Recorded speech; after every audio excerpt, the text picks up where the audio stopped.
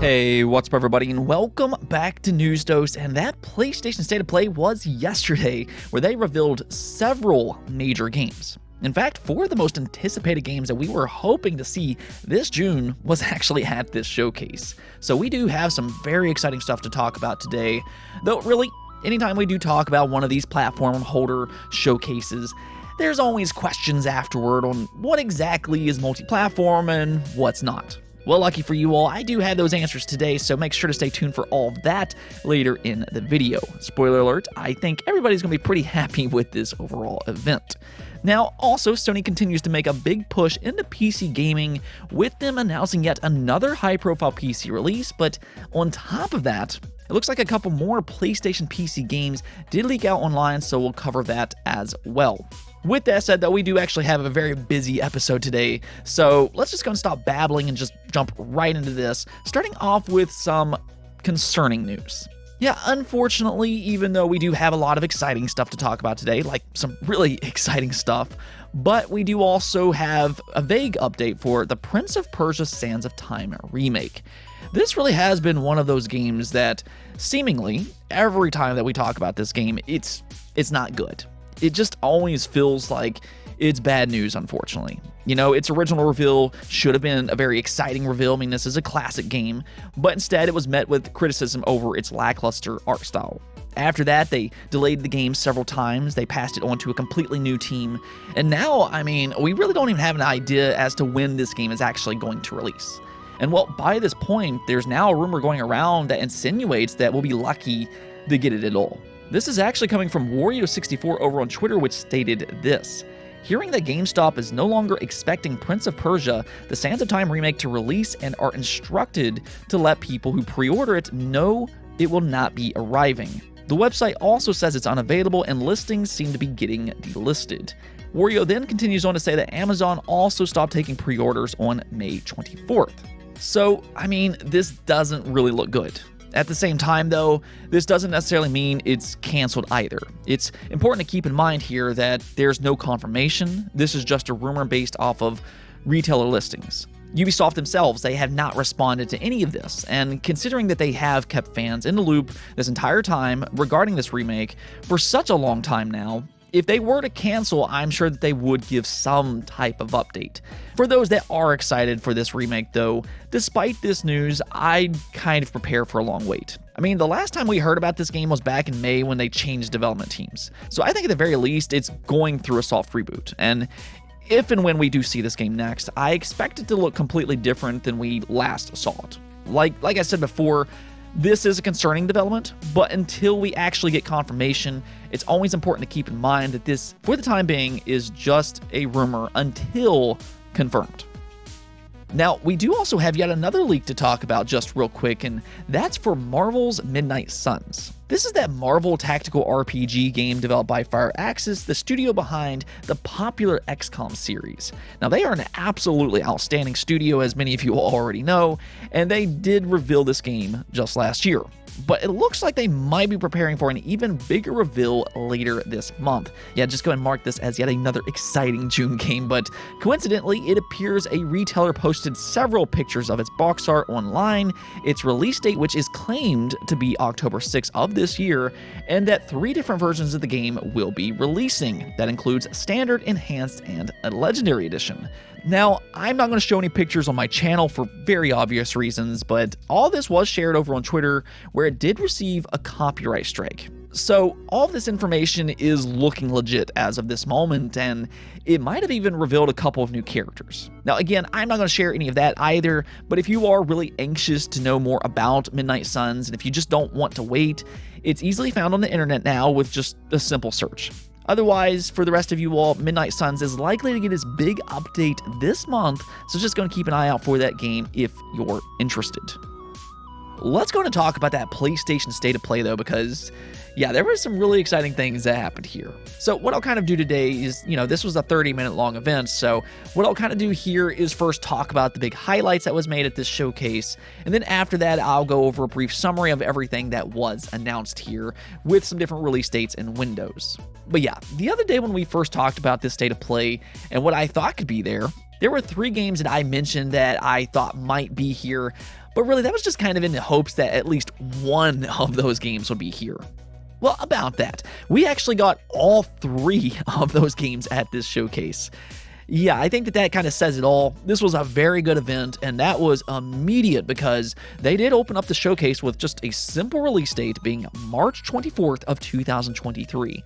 And this was for none other than Resident Evil 4 Remake. Now, we all knew that this game existed. It's not really like this was some kind of major surprise. It wasn't some huge secret or anything like that, but it is now official. It is releasing in less than 1 year. I mean, you have to consider that you're talking about one of the most beloved games of all time, so there's a lot of excitement to see it get that modern remake treatment. We saw what they could do with Resident Evil 2 Remake. We saw them with the Resident Evil 3 Remake. Capcom is very good at this, and now we get to see that with Resident Evil 4. Now, with that said, they did say that after the event that it is a reimagining of the original storyline, while also keeping the essence of its direction. So, don't expect a one-to-one remake per se. And personally, I mean, I can only speak for myself, but I'm okay with that. What I would like to see is for it to be a little bit scarier, kind of ramp up the tension a little bit, and just kind of expand on its characters. But either way, again, Resident Evil 4 Remake is now set for March 24th for PlayStation, PC, and the Xbox Series. This is a multi-platform game, and this is a trend that we will see moving forward, but PlayStation VR 2 will be getting a VR mode alongside Resident Evil Village as well. Now, that was a big part of this event, and showing some of those virtual reality games, and that does include Horizon Call of the Mountain. We did get its big gameplay reveal, and I was very impressed by this game and its graphical fidelity. Probably one of the best looking VR games that we've seen so far, both with its visuals as well as with its gameplay. So if you do like VR, I think that this first real showcase was very impressive for PlayStation VR 2 and what it's capable of and some of the games that it will be getting sometime in the near future. Now, speaking of horror games, though, I mean, we just talked about Resident Evil 4 Remake. Krafton also revealed gameplay for Callisto Protocol, and just wow. Oh my, this game looks absolutely insane. I mean, it's got those obvious Dead Space vibes and everything, being developed by, of course, the original Dead Space creator, but I don't really know if they could have put a better trailer together than what we saw here. It was intense, it was creepy, and it just maximized that isolation. The moment that you can see the character kind of shimmying around the dead body, and then it opens up its eyes, I was just like, wow. This one really looks like it's going to be a terrifying experience, and it looks like it might be another instant classic for that horror genre, and you're not going to have to wait too long to play this one. That right here was the excellent news because it will be out on December 2nd, and again, it is a multi-platform game. It will release on PlayStation, Xbox Series, and PC, though it does have some weird pre-order thing going on right now. I guess you can only pre-order on PlayStation for the time being, as they note on their website. I've never really seen a game have exclusive pre-order rights, but it will eventually open up for Xbox and PC as it is a multi-platform game. They did also announce the release window for Street Fighter 6 with brand new gameplay. In fact, it looks like the character roster has already leaked out online, though I'll let you all search that one up for yourself. But Street Fighter 6 is, in fact, coming to PlayStation, PC, and yes, this one is also coming to the Xbox Series in 2023. This is a multi-platform game, and I know a lot of Xbox fans will be very relieved about that after Street Fighter 5 was a PlayStation console exclusive last generation. In terms of gameplay, though, I think it looks really good. It has a much more realistic art style to it this time that I personally really like myself, and it also has like some type of hub world thing going on. I'm not exactly sure what that was about, but it looks really interesting, and yes, most importantly, because the internet freaked out about this earlier this year, they did update its logo. It's not that very obvious placeholder that fans were so baffled about earlier this year. You know, the important stuff, right? But regardless, they also did reveal a release window for Final Fantasy XVI as well. I mean, yeah, just all of the big third-party games were here, though unfortunately, the dream of playing Final Fantasy XVI in 2022 will have to wait just a bit longer. It is set for a summer 2023 release as a PlayStation exclusive, and I really think that this game looks good. Its combat seems similar to something like Final Fantasy XV, but it does seem to have a pretty mature tone to its story, and as a big Final Fantasy fan, I'm actually very hopeful for this one. That is one thing about this showcase, though, because I think that if anything, 2023 is looking like a very special year for gaming. I mean, Not just for these games specifically, but 2023 is stacking up insanely fast with games like Street Fighter 6. You have Final Fantasy 16. There's also Resident Evil 4 Remake. Then you have the Dead Space remake. Starfield is set for next year. You have Zelda Breath of the Wild 2, and that's really just the beginning. We haven't seen all the confirmations for next year, and that's only going to grow throughout this month. And I mean, it's just looking like a very fun year for gamers as a whole. But nonetheless, let's go ahead and go over a brief summary of everything that was at this showcase. Again, that includes Resident Evil 4 Remake, which is set for March 24th of 2023. Resident Evil Village and 4 Remake will have a PlayStation VR 2 mode. Horizon Call of the Mountain got its gameplay reveal. The Walking Dead Saints and Sinners Retribution is coming to PlayStation VR 2. No Man's Sky, that's also coming to PlayStation VR 2. Stray, which is like some cat platforming puzzle-like game, it did get a release date for July 19th and will release directly into PlayStation Plus Extra and Premium. That's pretty nice to see them get a day one release, and actually a good sign going forward. Spider-Man Remastered and Miles Morales are confirmed for PC in 2022. We'll talk a bit more about that in just a moment, but they also, of course, revealed Callisto Protocol gameplay with a December 2nd release. Rollerdrome, that was also announced here, which is this cel-shaded rollerblading game with guns. It was a bit strange, but still interesting at the same time. Eternights was announced, and this was like an anime hack and slash style of game. The protagonist has his arm cut off, and then he can basically replace his arm with all kinds of supernatural objects and unique ways to aid him in combat. Street Fighter 6 is now set for a 2023 release. Tunic, which is a fantastic Zelda Souls-like game, will now be heading to PlayStation later this year with an autumn release window. Seriously, do not sleep on this game because it's absolutely excellent. Then they also revealed Season, A Letter to the Future, and last but not least, Final Fantasy 16 with a summer 2023 release window. So, there you have it. There's the PlayStation State of Play, and I think most fans of gaming probably walked away from this event very happy. Let's go ahead and talk about Spider-Man Remastered and Miles Morales, though, because yes, both of those games are heading to PC later this year. Nixxes, the studio that Sony just recently acquired last year, is already putting in big work by getting these games ported over to PC. Spider-Man Remastered is set for an August 12th release, and then Miles Morales will come later in 2022.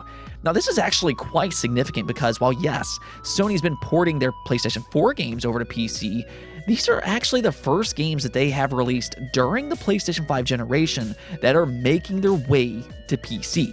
So this is a big shift in Sony's strategy. Of course, Sony here recently, they did say that the Bungie acquisition, that represented them becoming more multi-platform. And really, this is what they meant by that. They are taking PC gaming very serious by porting over some of their most beloved and successful games. I mean, Spider-Man, this is a game that has reportedly sold 33 million units worldwide, which is just absolutely insane, but this is looking like just the beginning of PlayStation 5, not PlayStation 4, but PlayStation 5 games coming to PC.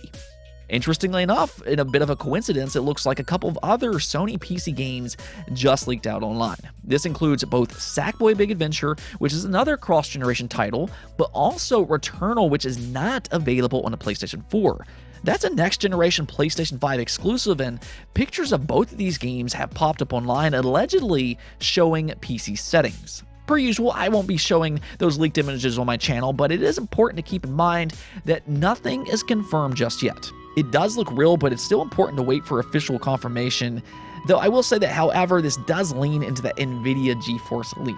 That leak, again and again, has proven to be just absolutely legitimate, and both Sackboy and Returnal, they were actually on that list, so I wouldn't necessarily be shocked at all if this does turn out to be a legitimate leak. With that said, and I know I always kind of repeat myself when it comes to this, but this really is a good move by Sony. I know not everybody likes the idea of Sony releasing their games on PC, but it will make them more money, which means that they can invest even more into gaming. I mean, really, if you enjoyed these games already, it's not like your enjoyment will just vanish because other people can play those games on another platform. Or at least I hope that's not the case. But either way, this Sony PC push, it's a thing, and they're going full force into this right now. Do expect a lot more PlayStation PC games coming in the coming years, including PlayStation 5 titles such as Miles Morales and Spider-Man Remastered, but also the possibility of Returnal and Sackboy: Big Adventure. Let's go and take a look at the poll of the day, though, and in typical fashion, I wanted to know what you all thought about the PlayStation State of Play. So, for our first chance to rate a showcase in the month of June, because we do have a lot of showcases throughout this month, I wanted to ask you all, what letter grade would you give PlayStation State of Play for June 2nd? And most of you all did enjoy this event, with 53% of you giving it either an A or a B. As you can see here, 13% of you gave it an A, 40% gave it a B, 29% gave it a C, 7% a D, and then 10% an F. Yeah, I don't necessarily know what you Ds and Fs were necessarily watching, but yeah, there were some major games revealed here, and I think most fans of gaming could easily leave this showcase very happy. Now, it didn't necessarily have much in the way in terms of big PlayStation 5 exclusives other than Final Fantasy XVI, but I'm with you all. I'd give this event an easy B+. Lots of gameplay here. We got anticipated release windows. The pacing was good. And yeah, I just think it was a great overall fun event. Anyways, though, that's it for this episode. But if you liked the video, don't forget to bell notification and subscribe button for more content just like this. Also, if you'd like to support the channel through Patreon, thank you for making this content possible. Peace out.